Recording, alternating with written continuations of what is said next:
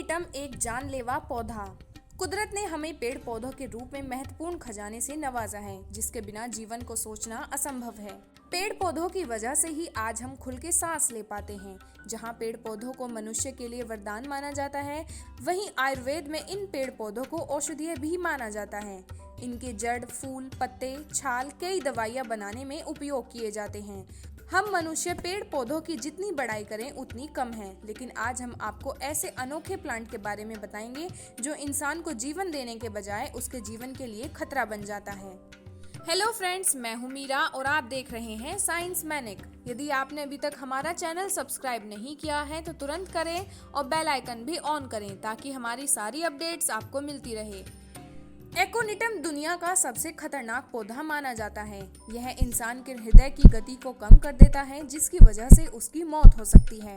इस पौधे की जड़ और पत्तों दोनों में जहर होता है, लेकिन जड़ अधिक जहरीली होती है। जड़ और पत्ते दोनों में न्यूरोटॉक्सिन पाया जाता है। पर्वतराज हिमालय के इर्द गिर्द जीवनदायिनी जड़ी बूटियां ही नहीं बल्कि प्राणघातक विषैली वनस्पतियां भी मौजूद हैं, जो कुछ ही क्षण में इंसान की जान तक ले सकती हैं। हिमालय के नजदीक पाए जाने वाले मीठे विष नामक वनस्पति के फूल सूंघने मात्र से इंसान मूर्छित हो सकता है। एकोनाइट रेनिकुलेसी या बटरकप कुल का पौधा है। यह उत्तरी गोलार्ध का देशज है। इसकी लगभग 100 प्रजातियां ज्ञात हैं। भारत में भी इसकी कुछ जातियां पाई जाती हैं। एकोनाइट बहुत ही विषैला होता है। इसकी जड़, पत्तियां, बीज और कभी कभी फूलों में भी विष होता है, किंतु नियमित मात्रा में सेवन करने से इसमें औषधीय गुण भी होते हैं। करीब 4000 मीटर की ऊंचाई पर स्थित नामिक और हीरामणि ग्लेशियर के नजदीक पाए जाने वाले इस पौधे में जुलाई और अगस्त के महीने में नीले रंग के फूल खिलते हैं।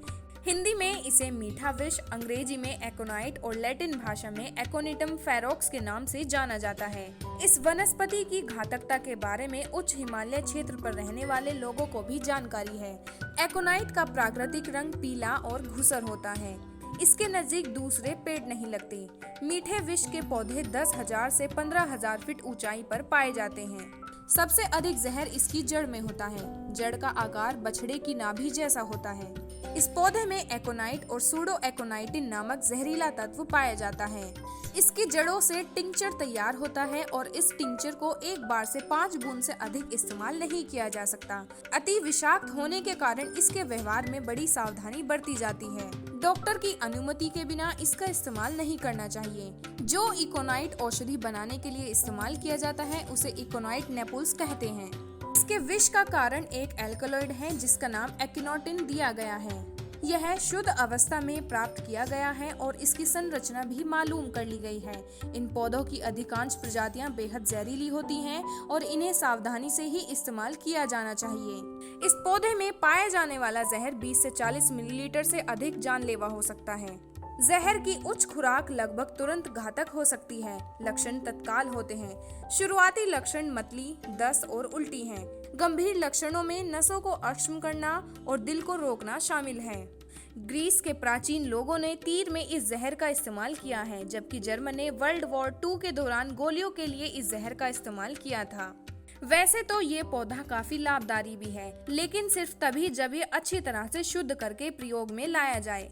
खांसी और बुखार को दूर करने के लिए इसको पीसकर गले के बाहर लेप करने से आराम मिलता है।